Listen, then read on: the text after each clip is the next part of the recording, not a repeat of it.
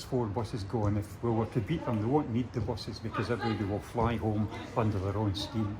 I've no doubt about that.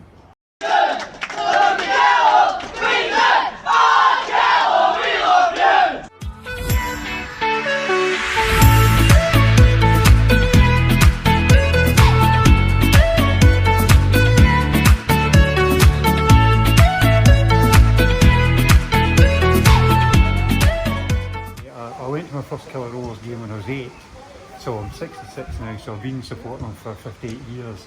And I remember many aspects back in the 60s it were, so I've been around a wee while. It's a special club, everybody says that about their junior club, but the Rovers really is the special club. And it's just provided so much entertainment for people, so much interest over so many years. And it was formed in 1903, so it's a 117-year history. It's quite remarkable that so many times you think there's going to be nobody left to run the Rovers, and sure enough someone else steps forward.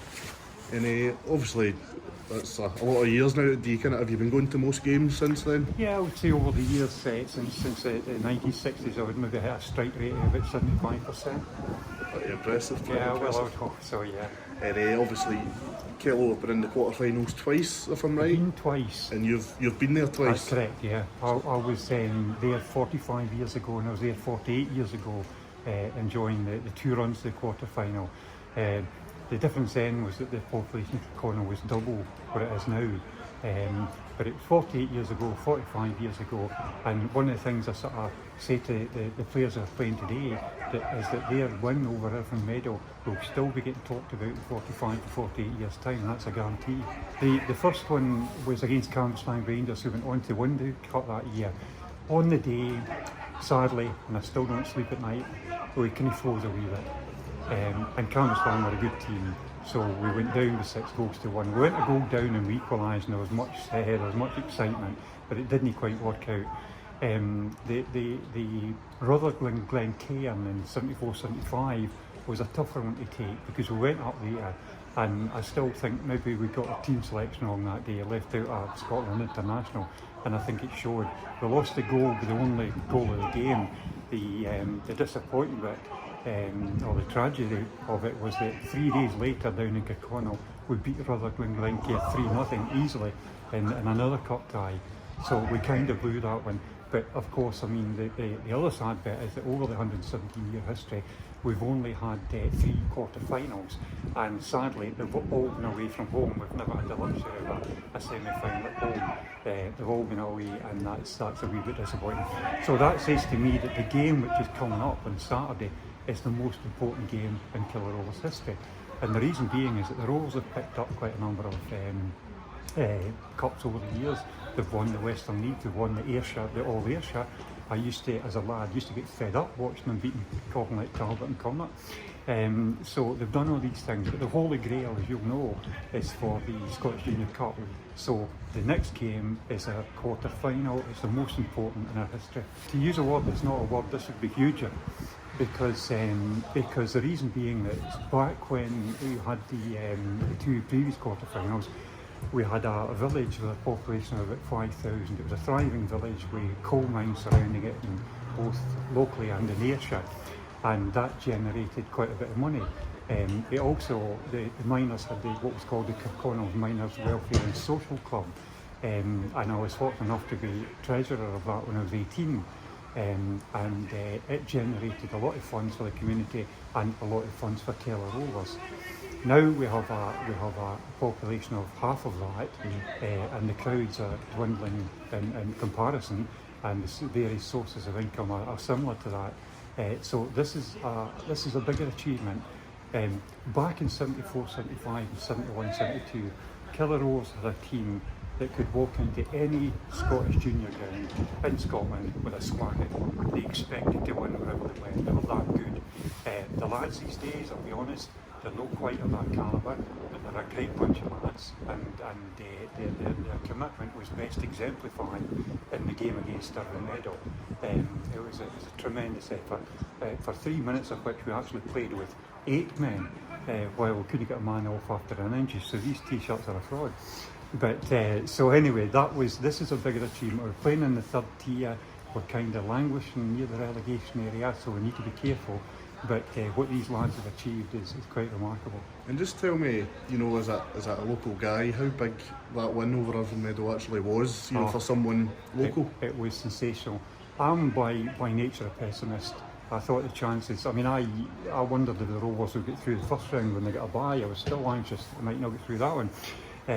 But of course we did, and we came on to Irvine Meadow. And the good thing about Irvine Meadow is that Irvine Meadow is a big respected junior club. And I have to say, when they came down, they conducted themselves in all aspects in an exemplary fashion on that day, especially having suffered a defeat that they did not expect them to have. But most people didn't expect that result. And indeed, when we took the lead against Irvine Meadow, I was so relieved for the 600 or so crowd that we'd seen a goal against them. And then, of course, in the second half, Bennie, whom you've just interviewed, scored a wonder goal. And that was disappointing in the sense that the tension trebled because we might actually do this today, and therefore it was difficult. Anyway, we got there, and I mean later in the evening and in social media, the place was just alive. And I mean, there's Rover supporters in Canada and Australia, and the USA, and Facebook was reflecting the joy that everybody took from what was a fantastic win. And just finally, the game on Saturday, you say you're a pessimist, but how are you feeling going into Saturday? You optimistic? I'm always a pessimist, but I want the guys to do. I mean, against Irvine Meadow, our target for half time was to be within a goal of them. As it happened, we were a goal to the good against them. So, and also your target is not to let your travelling supporters down. Maybe the Cambuslang game was a wee bit down in that one. So you want to put up a good show. But I think there's 4 buses going. If we were to beat them, they won't need the buses because everybody will fly home under their own steam. I've no doubt about that. We'll start on the last game. How did that feel? Have you got over that yet? Probably no, not quite got over it yet. It's an amazing feeling, just hearing that final whistle, and it was fantastic. And it was some occasion for the club as well, wasn't it? Especially in front of their home crowd. All the fans there, just about half the village was there, and it was just good to see everyone after the game in the pub. Just really happy to win. And obviously it was yourself that scored the winner. It was some strike. How did that feel when it left your boot? Did you know it was going in? I had a good feeling since it left the boot. It looked as if the keeper wasn't going to get there, and since it hit the back of the net, it was absolutely pleasant. Did you mean it? Of course I meant it. That must have been the best goal you've ever scored. Aye, definitely. Scored one a couple of seasons ago against Derby when we got promoted, but that one tops it definitely. It was the occasion as well. Obviously Irvine Meadow, they're flying high in the Premiership now, so it's some achievement beating a team like that. It definitely was. We knew we'd have a good shot at beating them at home. We just dug in, even though we went down to 9 men, we just kept digging in and kept going. And obviously you're a local lad. Is it Sanker you're from? Yeah. I think so. Obviously you probably know even more how much it meant for the club with a bit of history. Aye, 45 years since the last time we got this far, and it was just good to add to that, add to the great teams of the 70s. What's the feeling been like since? It must be kind of great, like in amongst the dressing room, you know, and at training and stuff. Aye, all the boys are just kind of elevated a wee bit. Looking forward to just moving on, see if we can progress even further in the cup, try to pick up a league form as well. And just on to Saturday now, obviously Beith, huge team, kind of notorious park with our slope as well. Have you played there before? I've not played on that park before, but I've played against Beith before, yeah. Was that league or friendly? It was a friendly last year. So you must be excited for the occasion then? And obviously there's no pressure on you at all. It must feel even better, you know, it's a kind of, you can just go for it. That kind of works in our favour, no pressure, no one expects us to go and beat Beith, and just use that wee edge probably. Is the gaffer and that been watching Beith in the recent weeks? Is he getting a day to scout them at all? I don't know if they've ended up watching Beith. I know they won their last 2 games, but I don't know if anybody's went and watched them yet. And do you reckon you can pull off another shock? Have the chance, definitely. As long as we're level. We'll start with obviously the game against Irvine Meadow. It was a huge win. How did that feel kind of afterwards in the dressing room and stuff? Yeah, it was alright. I hadn't mind getting him to score that night. But I thought we went down to 9 men and then they scored, and they thought that they would get a replay at the least, but the boys stuck in there. And you got a bit of luck at the end with the disallowed goal that, if you be fair, it doesn't really look as if there was too much wrong, but there is said to me after the game that it was their centre half had pushed through Sean Bennie before the free kick was taken, so that's why he's chopped it off. He was always going to blow the whistle. So, but aye, a wee bit of luck. I think we deserved it. A wee bit of luck over the 90 minutes. And obviously it's a huge result for Kirkconnell and the surrounding areas as well. It's such a great community club in that sense. My only thing with that is the backing we've had for before they've been made a game and after it has been brilliant for folk like come in and sponsor. I just hope that next season the folks still there willing to sponsor and it's just no, the boys are doing alright in the Scottish. Ken will jump on and we'll support them hopefully that we can carry on this to next season.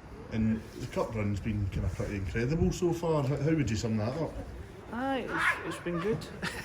I wish we could carry that format in the league because we're not sitting with a good win start in the league, but we're not out the wins yet. We've a lot of work today to keep ourselves in the league, and that's the main aim this season. The cup run for me is a bonus because my aim is to stay in the league.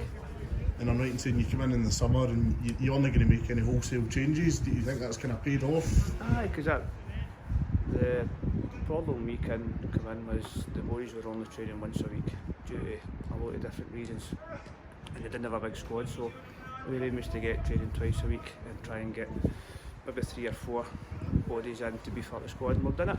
And to be fair to the boys have responded well and they're looking a lot fitter, but that's down to them, not down to us. And a lot of the players are local here as well. How kind of big is that? I think it's massive because it doesn't matter what you say to end. As soon as you mention Kirkconnell, no, I'm not going up there. It's a mile away again. But the training Kilmarnock, it's only 20 minutes to Kilmarnock, so it's not actually that far. And just on to the game on Saturday, it's, obviously these are underdogs again, but do you think that will suit you going into that game? Definitely, aye. I said to the boys, there's going to be a good crowd down there, so as long as we don't freeze and we go to play the game and don't play the occasion, I think we'll be alright. And just on the crowd, there's kind of some amount of buses going and cars and whatever. That must be a great feeling to see that as well. Oh, definitely, because we're only used to about 50 in the game, so to maybe have 5 in there is going to be brilliant. Definitely, aye. And Beith, they've obviously got a new manager in, so you're hoping to kind of catch him off the boil a bit. I know Brian well for his time at Talbot, but they had another great result on Saturday. They've been doing well for he come in, so it's going to be a tough day for us, but hopefully I think we'll do alright. And just the final, your prediction, do you reckon you can do it again? I think we'll win 2-1. There you go. Easy. Brilliant. Well, we're confident going into the game. We feel like we can compete with anybody at home if we play at our best. So the boys are confident, and then obviously with a couple of setbacks, 2 red cards, one myself.